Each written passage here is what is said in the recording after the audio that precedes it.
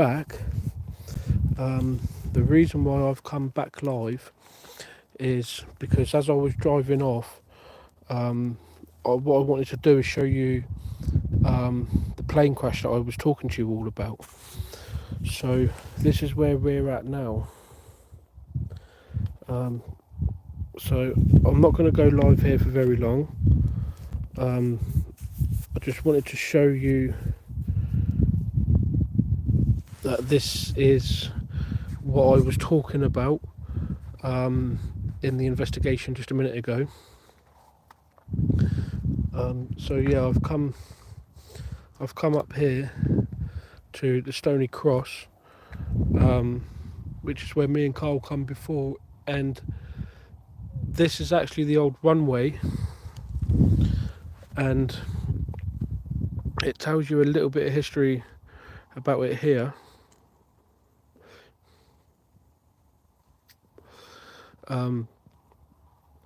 So yeah, what I'll do is I'll wait till we get a couple of people in here, and then I'll start explaining, so I'm not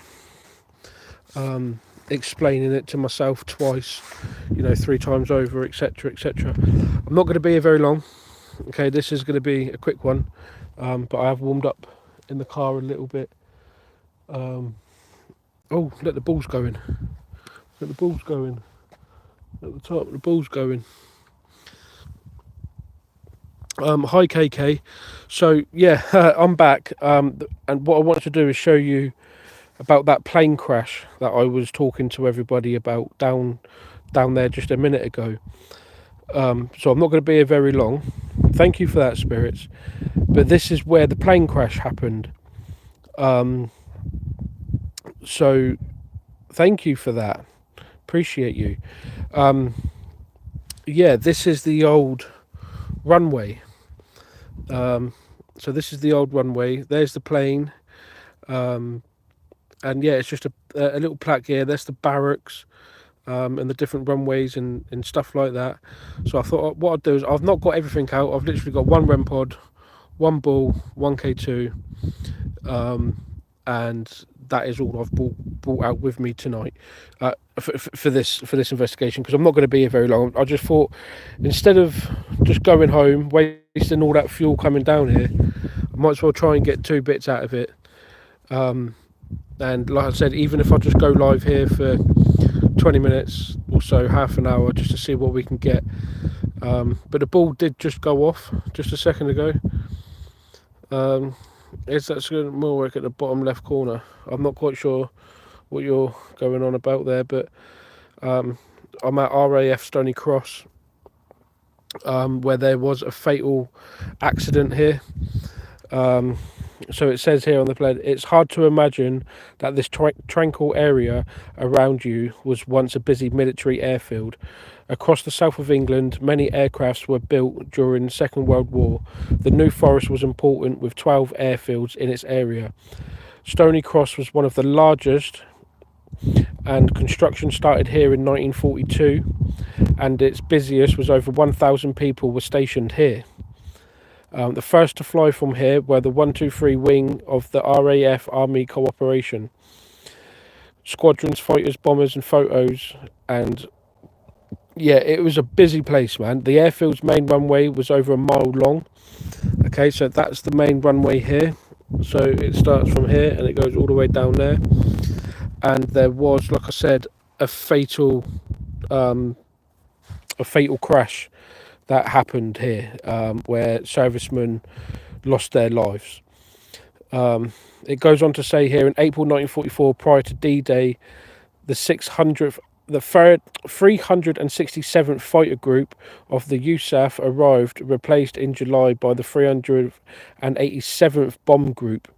By September 1944, the Americans had moved to Normandy, and the airfield was used by RAF transport.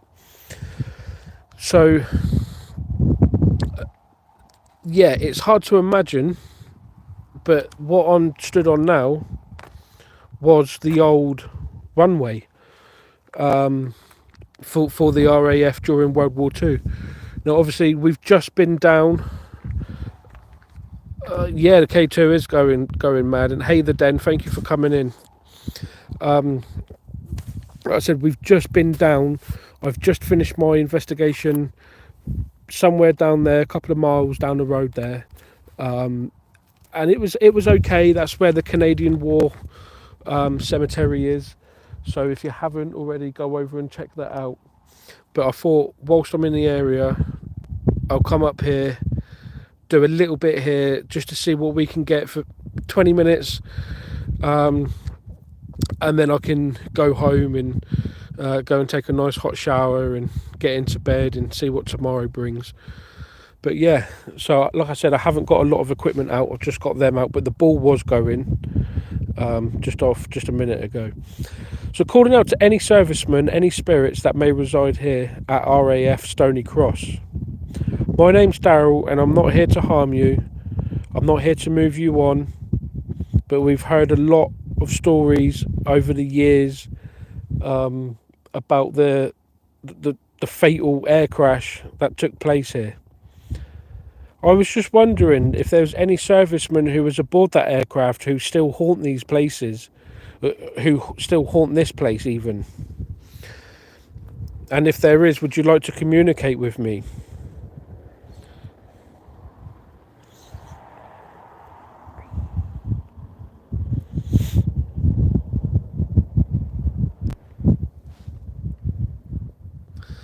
If there's any spirits here who do want to communicate with me, I was just down at the Canadian War cemetery and I've done a little piece there, and I was wondering if there's any spirits from there who may have come up here with me. And if you would like to, would you like to communicate with me for 10 minutes? You can communicate with me by making the K2 light up. You can communicate with me by making the sensible light up. If you're not too sure what sensible is, that's this device here.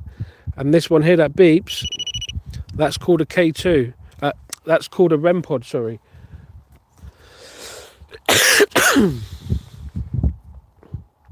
Did that ball stop and then go off again? Or maybe not. So if you can you make that ball light up for me? There always seems to be a lot of activity on the K2, which is very strange considering I'm in the middle of the forest. There's actually no electrics out here apart from obviously what I'm using. But as you can see, there's no interference with the REM pod as such because it's not going off now.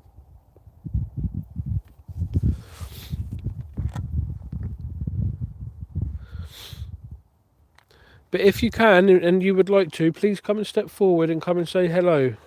My name's Daryl and I'm not here to harm you.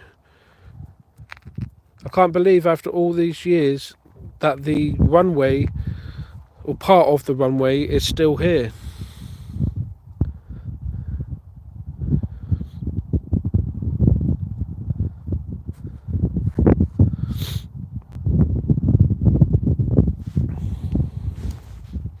But yeah, this one, guys, this isn't going to be a proper investigation as such. I just wanted to come down here and show you guys what I was talking about down at the Canadian one where we've done the full investigation.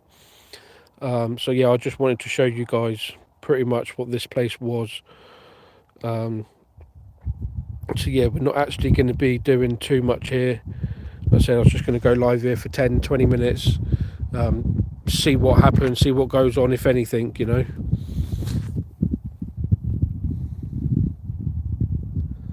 But it also does go on to say here that in 1946 as flying ceased. Afterwards the district council used buildings as homes for local families, and what is now Long Beach campsite today you can see are some concrete roadways, aircraft dispersal bays and runway outlines. So yeah, it was. Now, there was a lot of bunkers here, a lot of station command posts and homes, and so yeah, it was a pretty busy place in its day. It's an absolute beautiful sky up there as well tonight, guys. I don't know if you can see all them stars. It was a little bit cloudy and windy earlier, and it just seems to have um, calmed down the weather a little bit. The clouds have moved on. All good. Go warm up. Yeah, no, I will do in a minute. Like I said, I just wanted to show people this. I said it's good for the channel as well to kind of lead on from where I was investigating just a minute ago. So yeah, this is just a little thing just to show you guys what I was talking about, you know. But I probably won't even publish this and put it on the channel. I just wanted to show you guys whilst I was still out here that this is here and stuff like that. But yeah, obviously there's activity on the K2, but nothing else seems to be going off. Whether this bit here is allegedly haunted or not, I have no idea. I wouldn't be able to tell you. This is just where the airport, the runway was for the military, and the servicemen who lost their lives in that fatal aircraft took place. So I just wanted to show you guys. But listen, it's absolutely freezing.